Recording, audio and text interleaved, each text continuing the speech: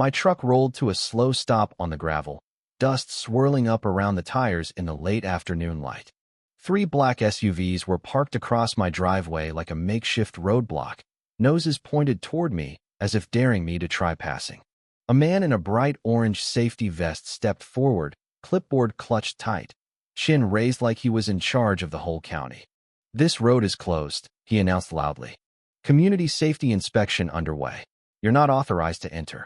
I let the engine idle, leaned my arm on the open window, and looked him over slow. After 10 hours on the road, I was bone tired, but not too tired to recognize nonsense when it stared me in the face. "This is my driveway," I said calmly. "My land starts right there where your cones are sitting." He opened his mouth to argue, but a steady voice drifted in from the trees behind them, low and even, the kind that carries without shouting. "You've got 5 seconds to clear those vehicles before this turns into a real problem." 10 hours earlier, everything had felt just right. The sun was climbing over the eastern ridge, turning the lake behind my house into a sheet of polished glass. A thin morning fog hovered above the water, and the pines stood tall and quiet. I stepped off the porch with my coffee mug in hand, boots sinking slightly into the cool dirt. Ranger, my old German Shepherd mix, thumped his tail once from the truck bed and went back to dozing. It was the sort of peaceful morning a man moves out to the country for. No traffic noise, no neighbors' televisions blaring, just the occasional call of a loon across the water. I had a short list of errands. Pick up a replacement hydraulic hose for the wood splitter, grab some heavy-duty deck screws at the hardware store in town, maybe swing by the farm supply for a bag of senior dog food if I had time. A solid 10-hour round trip. Nothing out of the ordinary for a Saturday. Before heading out, I shot a text to my buddy Tom, retired Marine, steady as they come. "Running into town. Back around dusk. Come by any time if you're dropping off that gauge." He replied quick, "Roger that." Tom wasn't much for chit-chat. If he arrived early, he'd park himself on the porch rocker or leave the water level gauge by the door. Knowing he might swing through gave me a little extra peace of mind while the place sat empty. I had no clue that up on the higher ridge, behind those big custom homes with manicured lawns and 3-car garages, a group of folks in crisp polo shirts were huddled in Eleanor Thompson's garage for what they were calling an urgent coordination session.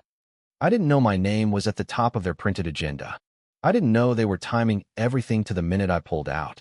All I felt was the quiet satisfaction of a good morning on my own land as I shifted into drive and headed down the county road. 10 hours is a long stretch.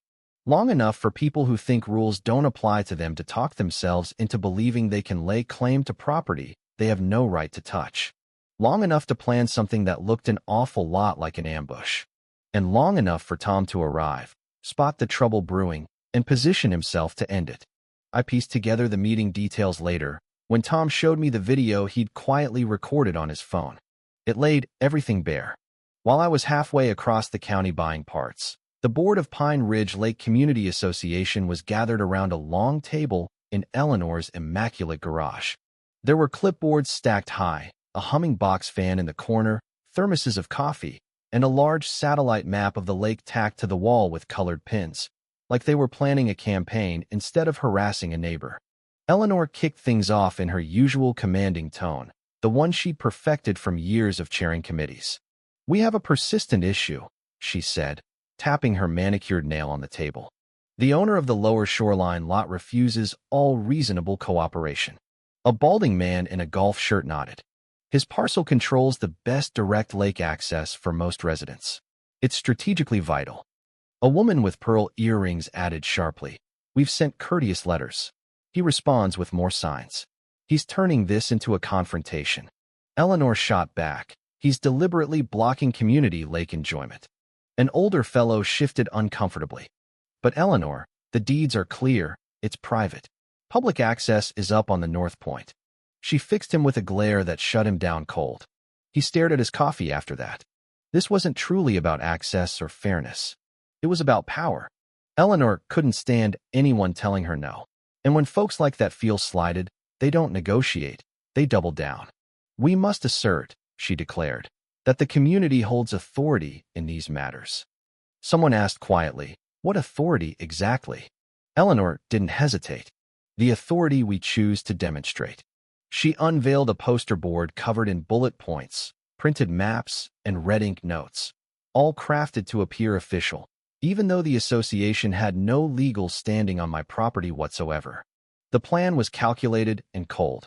While I was gone, conduct a so-called safety survey, plant evidence of violations, photograph everything to build a file, then establish a checkpoint when I returned and capture my reaction on video. If he loses his temper, she said confidently, we'll have documentation of hostile behavior. What if he contacts the sheriff? A voice asked. Eleanor dismissed it with a wave. Sheriff's office doesn't intervene in community disputes. Besides, they're short-staffed on weekends. Heads nodded all around. Then came the part that still raises my hackles. We'll position a safety checkpoint directly at his driveway entrance, she stated. A murmur went through the room, not shock at the illegality, but surprise at the audacity. We execute while he's absent, she continued. Minimizes direct conflict. They had no idea Tom would show up ahead of schedule.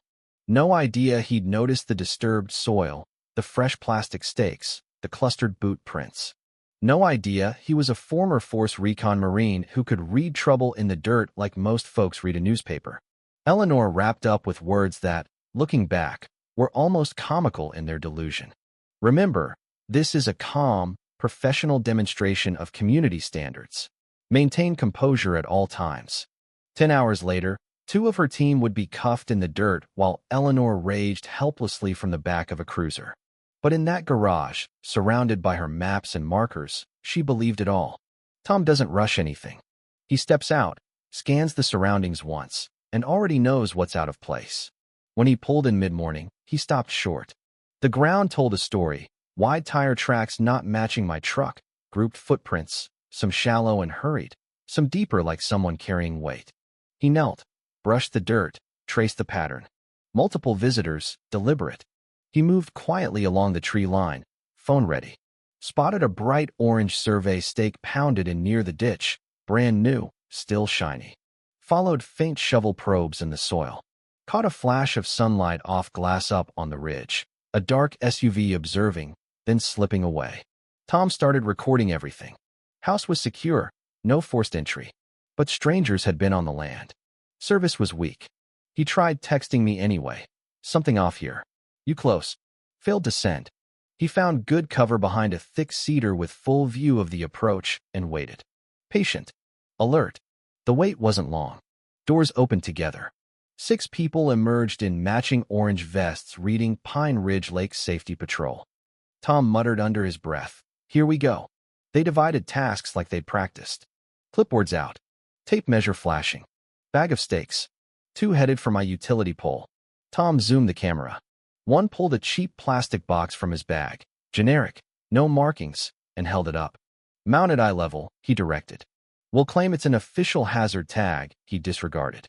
The second screwed it firmly to the pole. Tom captured every word, every motion. They hammered in fake path markers, posed for photos, spoke rehearsed lines about code violations and safety risks. One announced, "We regroup at 5. He'll return then." Tom's grip tightened.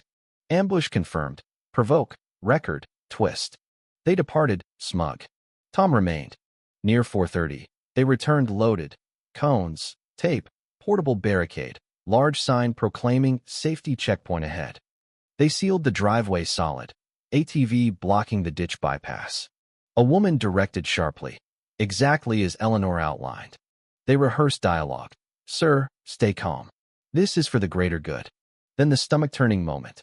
A teenage boy climbed out wearing an oversized neck brace and arm sling. "This itches," he complained. "It sells the injury narrative," the woman snapped. "Look pained." They staged him stumbling, grimacing, adults feigning concern. Tom documented it all, silent and furious. Position set. Cameras ready. Waiting for me. The sun hung low, turning the sky copper as I turned onto my road. 10 hours driving, hungry, ready for home. Ranger sensed it first, low growl. We rounded the bend, and there it was, SUVs barricading my entrance. Cones lined up. Tape flapping. Sign tilted. 6 vested figures. Kid on a cooler in fake medical gear. I eased forward, bumper nudging a cone. The clipboard leader, Walter Brooks, strode up, palm smacking my hood. Halt. Restricted zone until assessment complete. I lowered the window. My zone, Walter. My driveway. Sir, hazardous condition identified. Entry prohibited pending clearance. Hazardous condition you planted? Step out and await permission. Or, his grin was rehearsed. Non-cooperation will be noted as. A voice sliced clean across. I'd stop right there. Walter whirled. You? I ordered you off earlier. Tom emerged from the shade, posture relaxed but immovable. I left, Tom said quietly, then returned. Walter puffed up. You're obstructing official. Tom cut in. This is trespass, fraud, and entrapment on private land. Clear it. 5 seconds. Walter froze. 5. Murmurs. 4. Engines fired. 3. Vehicles reversed hastily, opening a path. Tom waved me through. I inched forward. Walter, face crimson with humiliation, suddenly charged and shoved Tom hard in the chest. It lasted half a second. Tom redirected the force smoothly, wrist control, hip turn, and Walter landed flat on his back in the gravel, breath whooshing out, clipboard skittering away. The group stood stunned. Tom remained balanced, voice even.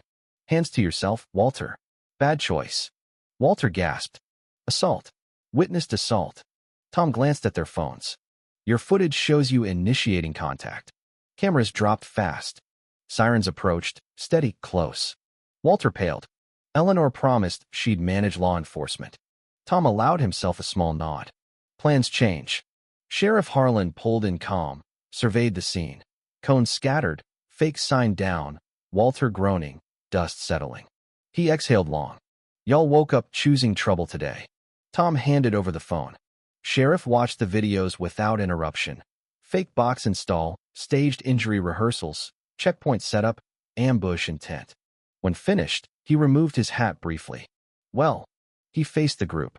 This crosses into conspiracy, evidence fabrication, utility tampering, serious felonies. Walter tried protesting. Sheriff silenced him. All detained. Backup rolling. Then Eleanor arrived in her souped-up golf cart, skidding gravel, face livid. What in God's name is happening? Sheriff finished cuffing Walter before replying. She exploded, denials, demands, accusations. Sheriff listened, then quietly placed her in cuffs too. Her expression when reality hit was unforgettable. The civil injunction hearing came swift. Judge Whitaker viewed the same evidence. His demeanor shifted from judicial neutrality to clear disapproval.